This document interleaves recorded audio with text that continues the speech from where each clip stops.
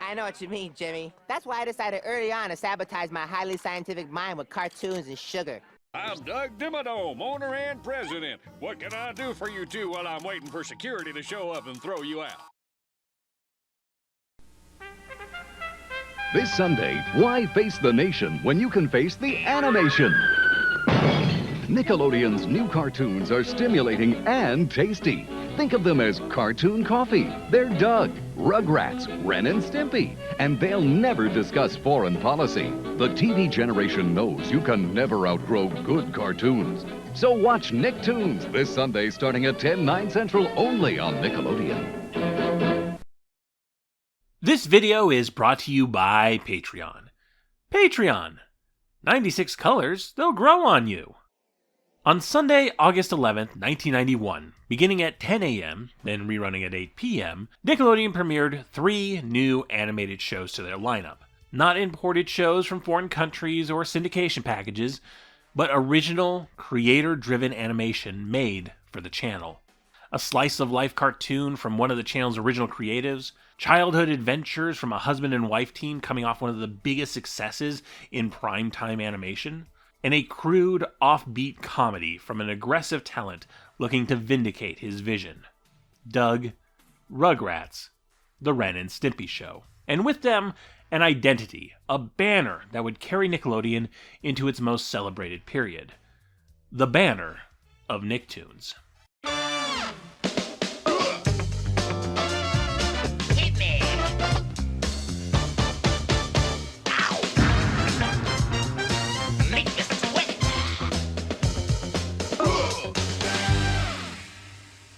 For those of a certain age, Nicktoons was Nickelodeon's main event. The game shows and sitcoms and live-action dramas were also very good, of course, but the channel would become a home for original animation in a way that no other channel had, and was a major component in what might be seen as a renaissance of television animation. But before we get into each of the 3 original Nicktoons individually, I think it's important to contextualize all of that. What led to the creation of Nicktoons? And what the environment of children's television animation was at the time. I hope you've come here for history because we're going back a ways for this one. Here in the United States, there have been 2 main organizations that have historically monitored and maintained the types of content allowed on broadcast television. One a trade association, and one an independent agency of the federal government. The first is the National Association of Broadcasters, or NAB. Founded in 1923, NAB began as a collection of commercial radio broadcasters, organized in order to have a stronger negotiation position with licensors and eventually becoming a lobby group promoting a uniform content regulation system for radio broadcasts. In 1951, NAB brought television into their purview, and in 1952 created the Code of Practices for Television Broadcasters, or the Television Code.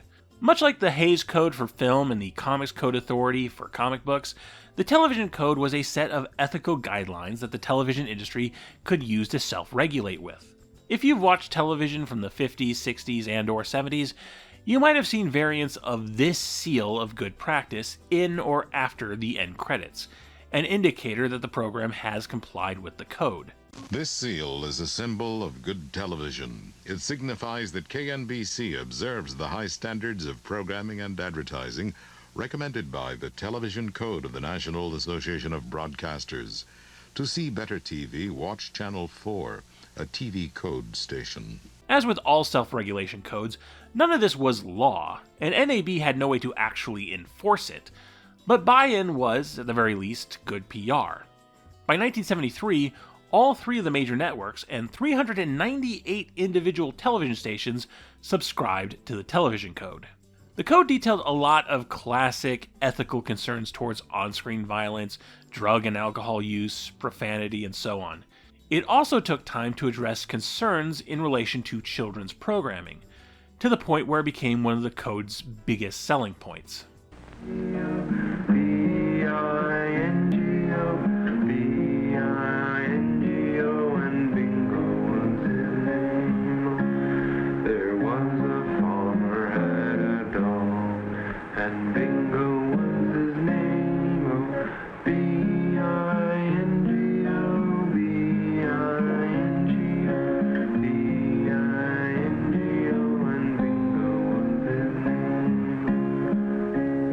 impressionable. That's why here at this station, we watch the programs and commercials your child watches carefully. He may see bad guys, but not in the role of heroes. And he'll learn that crime doesn't pay. Because your child's welfare is our concern, too. That's part of our code. The code of the National Association of Broadcasters for television and the greater public interest. A lot of the television code related to advertising as well, and beginning in 1973, it created new rules for advertising during children's programming. Broadcasters were limited to 12 minutes of commercials for every hour of kids shows, compared to the 16 minutes per hour for adult programming, and they were allowed a maximum of 2 commercial breaks every half hour. And then there was the matter of advertising within the programming itself, utilizing the show's characters to sell products. In the early days of television, it was not uncommon for children's program hosts to advertise toys and candy in the middle of the program. You just remember that the next time your mom goes shopping, you ask her to bring you home a package or 2 of these wonderful cream-filled Hostess Twinkies. Or alternatively, the characters of the show you were already watching would show up during the commercial breaks to sell you something. Here's what I'm after. Instant tang. The television code looked to put a stop to all of that. Children's program hosts, or primary cartoon characters, shall not be utilized to deliver commercial messages within or adjacent to the programs which feature such hosts or cartoon characters. This provision shall also apply to lead-ins to commercials when such lead-ins contain sell copy or imply endorsement of the product by program host or primary cartoon character. Unlike the Hays Code and the Comics Code, the television code had a lot less to do with moral outrage and more about getting ahead of possible government regulations. If we can take care of the problems ourselves, there's no need to get Washington involved. And the reason for these policies on advertising during children's programming was in part because Washington was really starting to get involved. Which brings us to our second organization, the Federal Communications Commission, or the FCC. Formed in 1934 under President Franklin D. Roosevelt, the FCC was designed to monitor and maintain America's telecommunication networks, which initially included telegraph, telephone, and radio, and of course would include television regulation with its implementation in the late 1940s. The FCC is the organization that gives each television station their license, and by extension can maintain content regulations with the punishment of fines or even revoking those licenses. Which can be scary if an evil fascist becomes president and wants to silence whatever he perceives as oppositional speech, but let's not think too much on that right now. Initially, the FCC didn't concern itself with children's programming all that much. That would begin to change with Hot Wheels. Hot Wheels! Hot Wheels! Always chasing, always racing. Hot Wheels! Hot Wheels! Keep it turning now, keep it burning now, keep it turning, Hot Wheels! The first cartoon to be based on a pre-existing toy line, the Hot Wheels cartoon premiered on ABC on September 6, 1969, barely a year after Mattel had introduced their line of die-cast model cars. Right away, people were feeling this might be a little shady, made super shady by Mattel being the show's primary sponsor, meaning you'd be watching a show based on a Mattel toy line, and then cut to commercials for other Mattel toy lines. The first to complain was the competitors. Topper Toys, creator of their own die-cast car line, Johnny Lightning, sent a letter to the FCC calling the show a 30-minute commercial. This prompted the FCC to do an investigation, where they found that the show had been sold to ABC by Carson Roberts, the same ad agency Mattel used, meaning this one company benefited financially from both the show and the commercials that ran during the show. Incidentally, the president of Carson Roberts at the time? Future Nickelodeon president Cy Schneider. Wild how history shakes out sometimes. The FCC came to the conclusion that parts of the Hot Wheels cartoon, including the opening theme song, were commercial material and needed to be logged as such by ABC. ABC canceled Hot Wheels after 17 episodes. Around that time, the FCC entered into conversation with a newly formed child advocacy group, Action for Children's Television, or ACT, led by Peggy Sharon. ACT had become heavily invested in the decommercialization of children's television, and in 1970 proposed a 3-point plan. 1. That there be a minimum of 14 hours programming for children of different ages each week, as a public service. 2. That there be no commercials on children's programs. 3. That hosts on children's shows do not sell. Now, the FCC didn't do all of that, but in response they did establish a Children's Television Task Force in order to develop a plan of action. And in 1974, the FCC issued a policy statement to their television licensees. In oversimplified terms, a policy statement is not an actual regulation, but a forewarning of intent to create a regulation in the future. Hey, television networks, we're probably going to create these rules in the near future, so you might want to start getting your ducks in order for an easier transition. The policy statement specifically asks commercial television licensees to 1. Make a meaningful effort to increase the amount of programming for children, 2. Air a reasonable amount of programming for children designed to educate and inform and not simply to entertain, 3. Air informational programming separately targeted for both preschool and school-age children, and 4. Air programming for children scheduled during weekdays as well as weekends. Commercial television broadcasters were also expected to 1. Limit the amount of advertising in children's programming, 2. Ensure an adequate separation between program content and commercial messages, and 3. Eliminate host selling and tie-in practices. ACT wasn't all too happy with this, considering it at best an empty gesture towards meaningful protections for the child audience. Still, between this policy statement, the FCC's rulings on the Hot Wheels cartoon, and the revised NAB television code, steps were being made to keep commercialism out of children's television. The line was drawn in the sand. You can't just make a kids' cartoon to try and sell toys. And the masters of the universe. The Transformers, more than meets the eye. G.I. Joe. American hero. Yo! G.I. Joe.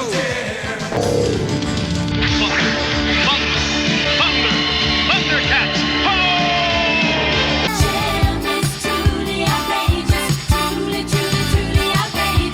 We're Pound Puppet. We wanna go home with you.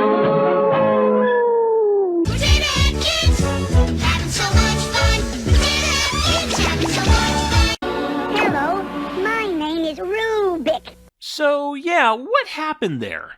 The common narrative is that the FCC under President Ronald Reagan enacted deregulation on their rules for children's television, allowing for a tidal wave of toy-oriented animated programming.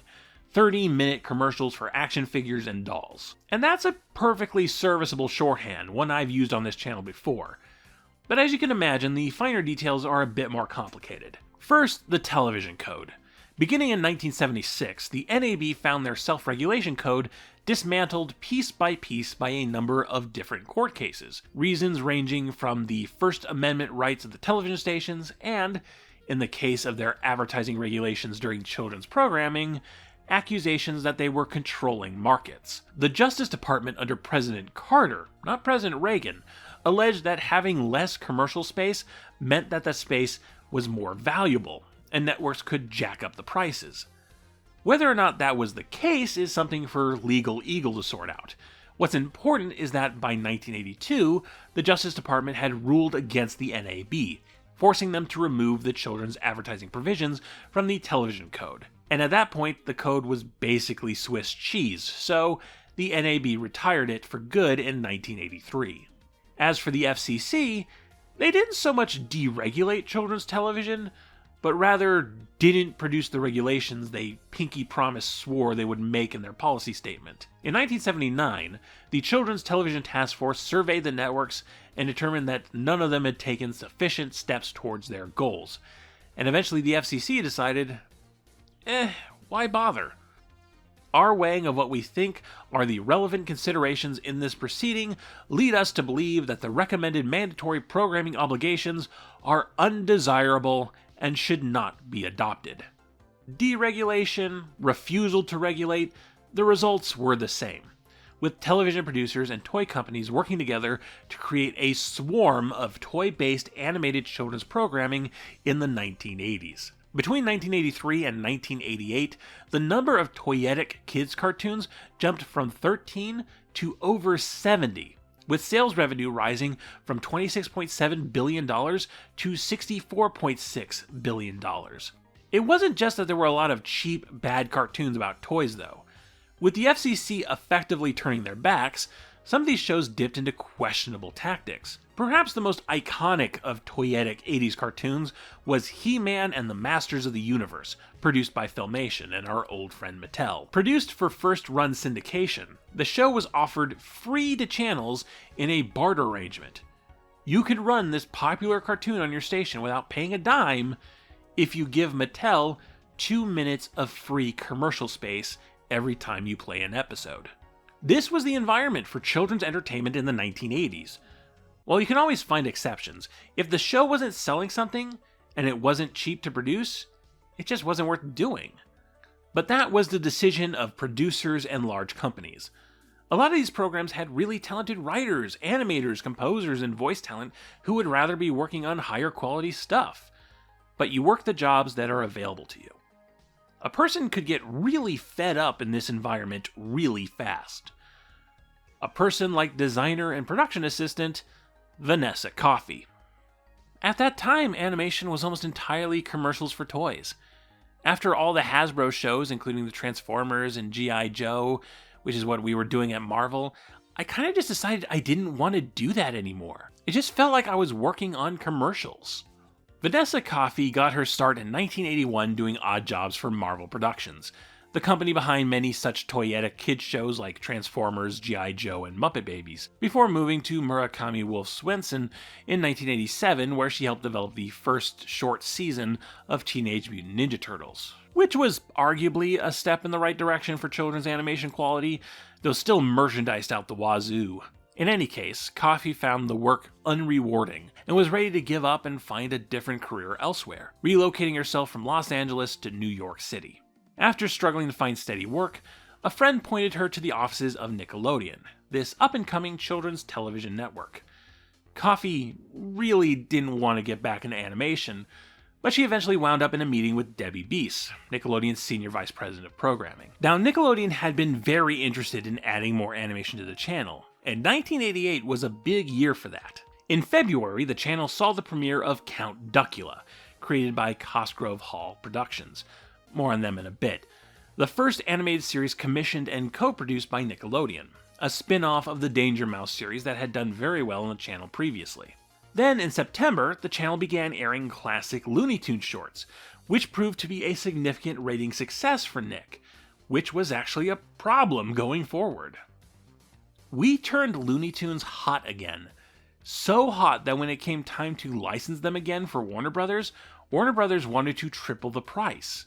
What we had bought for $3 million, they now wanted for $9 million.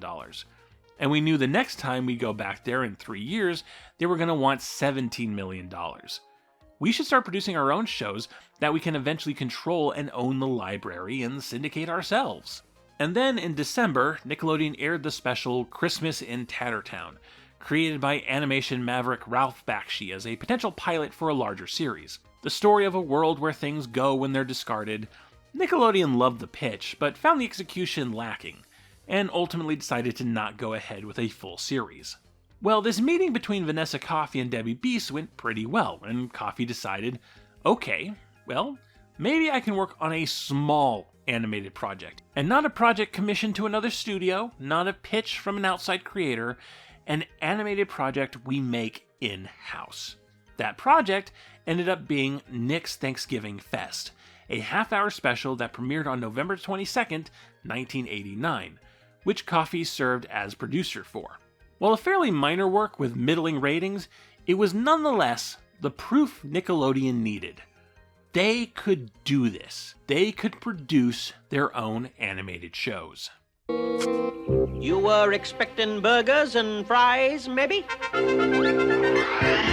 Around that time, Jerry Laybourne hosted a meeting of the senior staff at her home in Montclair, New Jersey. It included Jeffrey Darby, the senior vice president of production, who had started as a writer for You Can't Do That on Television, and wound up with his fingerprints all over Nickelodeon's original programming. There was Debbie Beese, senior vice president of programming, who had just created her own Nick Jr. show with Eureka's Castle. There was Herb Scannell, director of programming for both Nickelodeon and Nick at Night. There was Fred Siebert, brand consultant whose company Fred Allen had brought Nickelodeon its orange splat identity. And there was Kit Laybourne, Jerry's husband and an animator himself. The lot of them gathered around the television and played tapes of contemporary animated shows, discussing their merits and their faults. And one thing they realized is that most production companies had a recognizable in-house style. Without seeing credits, you could easily tell what shows were Hanna-Barbera, what were Deke, what were Marvel. Shows produced with an assembly line efficiency. Nickelodeon didn't want that. They wanted each show to be visually unique from each other. There couldn't be a Nickelodeon house style, which led to their next decision.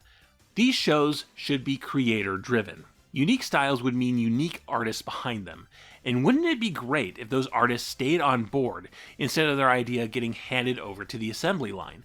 Wouldn't it be great if they got the credit they deserved? Finally, in alignment with Vanessa Coffey's own grievances, Nickelodeon wouldn't produce any tie-in shows. Not just toyetic programming, but also cartoon spin-offs to movies or featuring popular contemporary celebrities.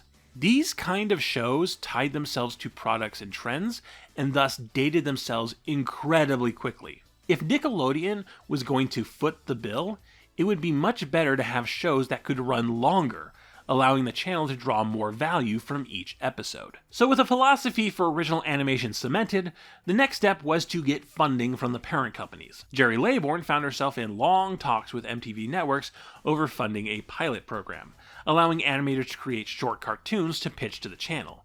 And the idea of spending what would end up being over $1 million for a bunch of pilots was a tough sell. But they got there in the end, and a 2-woman team was put together to start taking pitches and screening pilots. There was Linda Semensky, who came in from the programming department and would handle the bulk of the paperwork, and Vanessa Coffey, who had proven herself with her Thanksgiving special and would oversee the production of these pilots.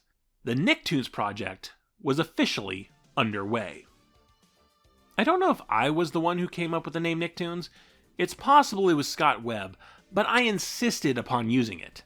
Vanessa didn't want to use it. Nobody wanted to use it. It goes back to selling the network over selling the shows. We were making a statement.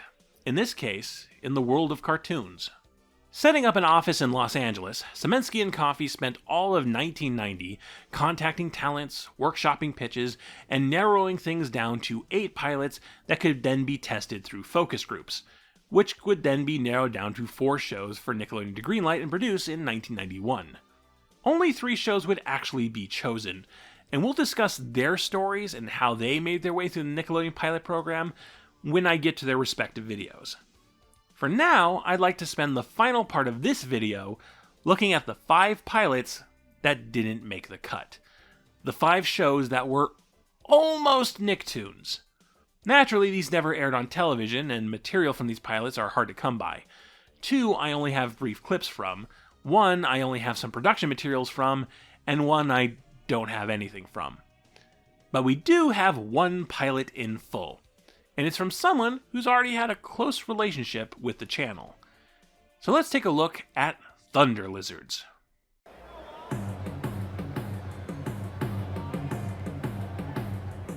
Tickets, please! Tickets, please! Trees, get your red hot tree snacks! Trees, get your red hot tree snacks! Trees, get your red hot tree snacks! In an age of prehistoric beasts, dinosaurs gather for DinoFest, a massive music concert at Crater Stadium, next door to the volcano Mount Fire. The headline act for tonight is the rock band The Thunder Lizards. Dina on guitar, Desi on bass, and Billy on the drums. However, Billy is a bit of a wandering skater who decides to skate the rim of Mount Fire before they're on. Big mistake. Uh-oh! I better get out of here! With some help from crewmate Peter the Pterodactyl, Billy manages to get to the stage just in the nick of time, and the Thunder Lizards play their big hit, Thunder Lizards. Thunder lizard. Thunder lizard.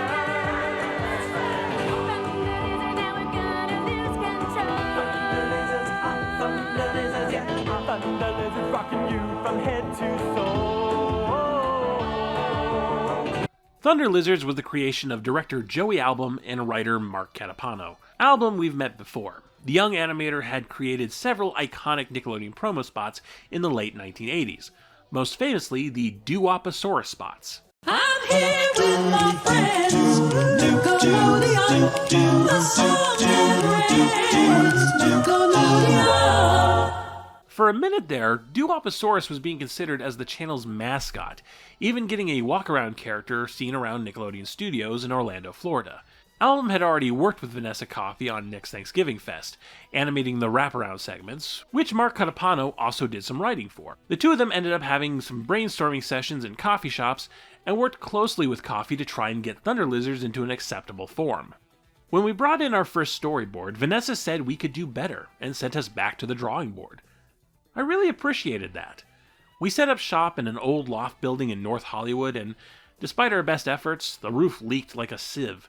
So we rigged up a system of plastic tarps that collected rain into a single rain barrel. Of course, whenever Vanessa would come for a visit, it would end up pouring. Joey Album had a lovely relationship with Nickelodeon, but as Thunder Lizards came together, it became clear that this just wasn't what the channel needed, and I don't disagree. There just isn't a whole lot of substance, characters, or jokes in the pilot's 5-odd minutes. I couldn't tell you anything about the titular Thunder Lizards except Billy likes to skateboard. It looked good, but it wasn't really funny for kids. They were doo-wop dinosaurs, which seemed real funny to adults, but the kids in the focus groups were saying things like, "That's our parents' music." I think executives thought it was funny, but kids didn't. Show lizards! Following the failure of Thunder Lizards, Joey Album would continue to work with Nickelodeon here and there, including doing graphics work for shows like Clarissa Explains It All and Gullah Gullah Island, but most of his focus turned towards doing animated shorts for Sesame Street. Mark Catapano would continue on as a freelancer, doing some writing for Gullah Gullah Island and Blue's Clues. Album's Doo-Wap-A-Saurus wouldn't be the only Nickelodeon promo to be spun off into a pilot.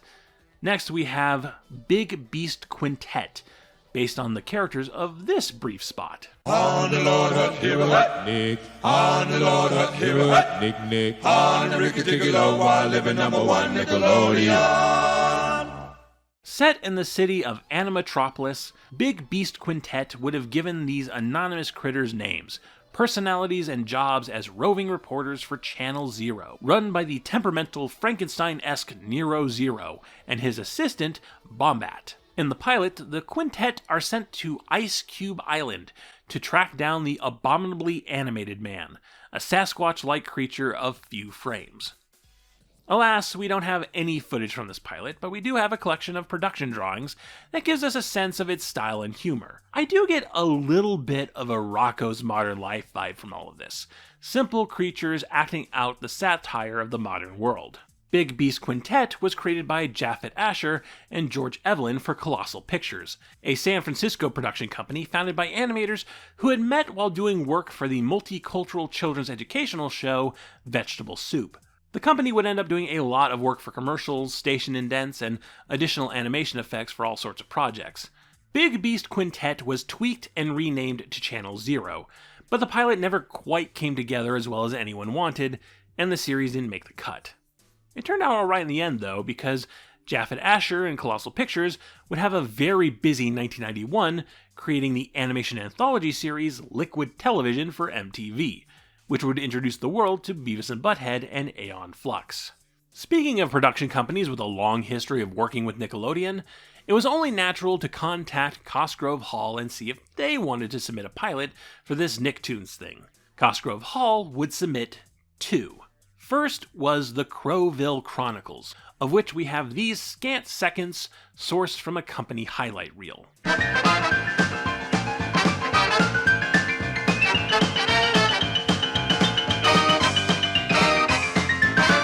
Set in the turn-of-the-century Wild West town of Crowville, Reporter Clarence T. Crowe and his koala photographer sidekick Ozzy work for the Crowville Chronicles newspaper under their boss, the grumpy old rabbit Mr. Buck. The pilot saw Clarence and Ozzy scrambling to find a last-minute front-page story for the paper, eventually faking a photograph of Clarence saving a rhinoceros, only for the animal to magically jump out of the picture and lay waste to the Crowville Chronicles office. The pilot didn't test well with kids, and probably wouldn't have made the cut regardless unless it had been a slam dunk. The problem here was that one of the agreed-upon tenets during the big meeting at Jerry Laybourne's house was that there shouldn't be a Nickelodeon house style. Well, if the Crowville Chronicles had been picked up, that means there would have been potentially 3 Cosgrove Hall shows of similar animation styles and qualities airing on Nickelodeon at the same time. Another funny animal show alongside Danger Mouse and Count Duckula. Add on to the fact that despite it having been her idea, she had been the one to commission it, Jerry Laybourne ended up very dissatisfied with Count Duckula, and Nickelodeon and Cosgrove Hall would start drifting away like old high school friends that end up going to different colleges. Cosgrove Hall did have one more in the tank though, and submitted a second pilot called Trash. Unfortunately, this is the only Nicktoons pilot we don't have any material from, which is a shame because it was also the only Nicktoons pilot that was stop motion instead of cell animated. Trash was set on a planet of anthropomorphized garbage, protected by the superhero Crash Morgan. The pilot featured innocent aliens crashing on the planet and being captured by authorities, ending with a big "to be continued," which seems like a terrible way to end a pilot. Trash actually fared a smidge better with test audiences than the Crowville Chronicles, and it obviously wouldn't have had the house style problem, but it still wasn't enough to excite Nickelodeon. Nickelodeon continued to air Count Duckula through 1993 and Danger Mouse through 1994, but after that, Nick and Cosgrove Hall went their separate ways. Which leaves our 5th and final rejected pilot, The Weasel Patrol. There are times when the criminal element threatens to overwhelm even the greatest crime fighters, and so when no logical choice remains.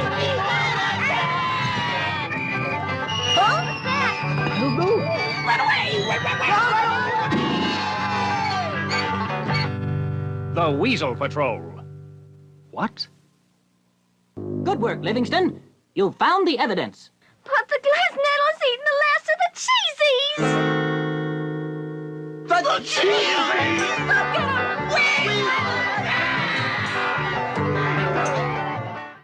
This was the only pitch considered to be based on a pre-existing property, albeit a fairly obscure one. The Weasel Patrol got its start in 1987 as an independent comic book, the backup feature in the 17-issue science fiction comic Fusion, published by Eclipse Comics. Created by Ken Macklin and Leela Dowling, the titular Weasel Patrol was a brand of genetically modified semi-intelligent weasels, created to act as an alternative police force in a future involving intergalactic drug smugglers. Of course, they're still weasels. They can barely keep things together to stop the crooks, they're way more invested in getting these tasty cheese snacks, and they always seem to win completely by accident. The pilot was produced by Mark Zander Productions, who had worked primarily in commercial production. If you've ever seen that late 70s Arm & Hammer commercial with the 2 lady cats who are clearly girlfriends, that was Mark Zander. While the Weasel Patrol wasn't a serious hard R comic, it did still make references to drugs, including a reoccurring bad guy named Reefer Rick. And of course, none of that was going to fly on Nickelodeon. The pilot consists of the Weasel Patrol trying to save a shipment of hot chili peppers, the key ingredient for rocket fuel, stolen by the baddies. There was some serious thought put into the Weasel Patrol getting the green light. The animation seemed pretty decent, the wacky animal cast had a certain Saturday morning cartoon feel to them, and it was neither a Cosgrove Hall show or a show based on a Nickelodeon bumper. The problem was that it tested abysmally. Reportedly, one 9-year-old boy said he'd rather watch a blank screen than watch the Weasel Patrol. Without the full pilot, I can't tell you if that's a fair assessment, but in the original comics, the titular weasels didn't have much in the way of strong individual personalities, and the saving the day by accident formula would have seemed a bit redundant next to shows like Inspector Gadget, which Nickelodeon was still airing syndicated reruns of. If Nickelodeon had stuck to their original plan of 4 Nicktoons, I think there's a solid chance we would have gotten the Weasel Patrol. And who knows where that would have gone. Most shows improve once they get to series. But when it was decided to pull back to just 3, Weasel Patrol just didn't have a chance. And I don't disagree. While all of these projects had potential, it's not hard to see why they picked the 3 that they did. And so, here they were. A woman who hated what children's television had become, in charge of finding children's television's future. A channel looking to make animated television creator-driven and unique. 2 rejected pilots from those who had helped build the brand, 2 failed pilots from an old friend of the channel, and 1 odd pilot that the kids turned against.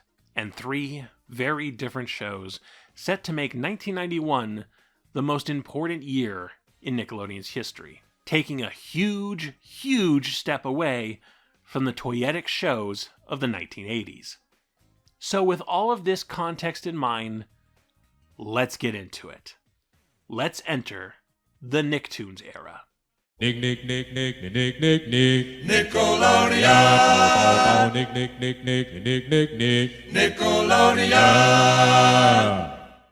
Next time, our first of 3 Nicktoons sees pinwheel puppeteer Jim Jenkins return to the channel with the day-to-day life of an imaginative 11-year-old boy, kicking off a huge wave of animated sitcom dramas. Today's research shout-out is 2004's Nickelodeon Nation, the history, politics, and economics of America's only TV channel for kids. The first major book on Nickelodeon's history, it includes a full chapter on the development of Nicktoons, written by Linda Semensky, one of the people who was in the room where it happened. It includes detailed summaries and behind-the-scenes info of the 5 failed pilots and the whole process of getting the Nicktoons off the ground. I also highly recommend The Oral History of Nicktoons on Decider.com, which I will link in the description below. Thank you all for watching. If you like Knacks and other Pop Arena projects, consider supporting me on Patreon. Every dollar goes to production values, research materials, and surviving the winter expenses. You can also support the channel by liking the video, subscribing, hitting that bell icon for notifications, sending a one-time donation through PayPal or Ko-fi, following me on social media, and sharing knickknacks with all your friends. Thank you once again, and remember, Black Lives Matter, trans rights are human rights, and free Palestine.